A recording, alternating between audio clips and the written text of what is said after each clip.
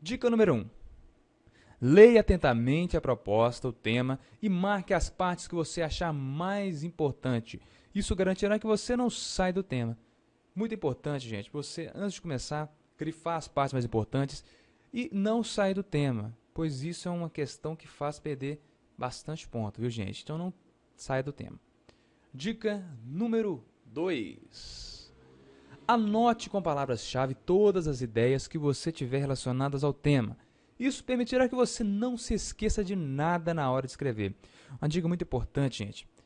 Na hora que você estiver em frente ao tema, pegue 5 a 10 minutinhos e, através daquele tema, escreva tudo que vier na sua cabeça. Palavra, frase, o que tiver relacionado àquele tema, você vai escrever.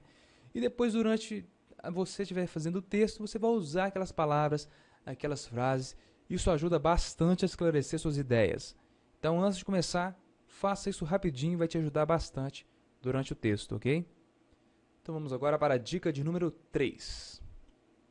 Selecione suas melhores ideias e organize-as, assim você conseguirá elaborar um texto intelectualizado e coeso.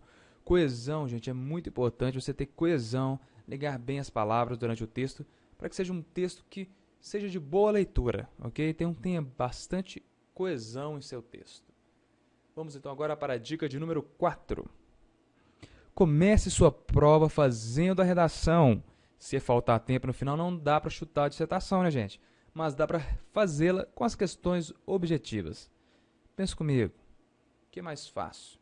Chutar uma redação ou chutar questões objetivas? Lembrando que a redação, às vezes, né, na maioria das vezes, tem bastante ponto.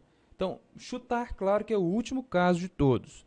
Mas, tendo que se chutar algo, é melhor questões objetivas do que uma redação, né, gente? Então, comece fazendo a redação, sua cabeça vai estar mais fresca, suas ideias vão estar mais claras, e é algo que você vai ficar melhor começando por ela, né? Então, vamos para a dica de número 5. Evite uma linguagem muito difícil. Devemos falar o máximo possível com o mínimo de palavras. Temos que ser bem claros no que queremos dizer, pois na maioria das vezes não estaremos presentes para esclarecer possíveis dúvidas em relação ao texto. É bacana você saber algumas palavras bonitas? Sim, mas nem sempre você precisa colocá-las. É bem melhor, o simples às vezes é melhor do que algo que fique difícil de entendimento. Então use o simples para falar o máximo possível, ok? Assim ficará bem melhor a situação para o público e para quem irá corrigir sua redação. Vamos então agora para a próxima dica, dica de número 6. Fuja do senso comum, tente ser autêntico na sua escrita e evite colocar aqueles velhos clichês, desde os primórdios da humanidade, pedras no sapato, a pergunta que não quer calar. Então evite, porque a pergunta que não quer calar, por que usar clichê? Gente, não use clichê. Isso empobrece a sua redação e faz você perder alguns pontos, viu? Seja autêntico. Próxima dica, dica de número 7.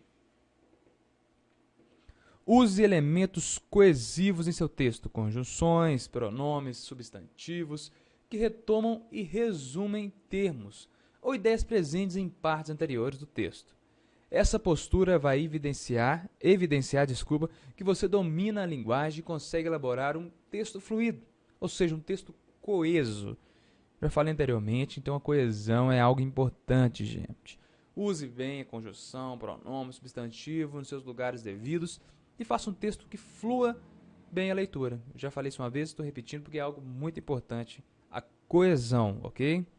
Vamos lá, dica de número 8. Elabore uma proposta de intervenção para o problema abordado e expresse-a de maneira clara em seu texto. Ela deve ser detalhada, estar bem articulada a discussão que você fez ao longo do texto e estar bem relacionada ao tema. Então, gente, relacione-se bem ao tema. Eu disse isso, acho que foi a primeira dica, se eu não me engano. Não fuja do tema, relacione bem a sua discussão ao longo do texto ao tema. Não fuja do tema, que isso é algo que perde bastante ponto, ok? Então elabora sua proposta de acordo com o tema. Dica de número 9. Cuidado com as gírias, pois na linguagem escrita não podemos fazer o uso indiscriminado de gírias e formas coloquiais. Pessoal, uma roda de amigos é bem diferente de uma redação. Numa roda de amigos você pode falar gírias, usar formas coloquiais, certo? Mas numa redação não pode ter esse uso. Então, muito cuidado com as gírias e no seu uso indiscriminado, ok? Vamos ter bastante atenção nessa questão. Dica número 10. Faça uma boa revisão do seu texto, a fim de lhe garantir clareza e impedir que ele contenha... Tá vendo como é que a tecnologia às vezes pega a gente? Vocês viram que eu não consegui ler ali, né, gente? Mas vamos lá de novo. Dica 10. Faça uma boa revisão de seu texto, a fim de lhe garantir clareza e impedir que ele contenha desvios de grafia, colocação pronominal, regência, pontuação e concordância. Ok? Então, depois que você escrever, colocar todos esses 10, faça uma revisão. É importante, gente, porque o texto tem bastante ponto, dependendo de onde você for, está sendo feita essa redação, ela garante bastante ponto para você. Então, confira grafia, colocação, regência.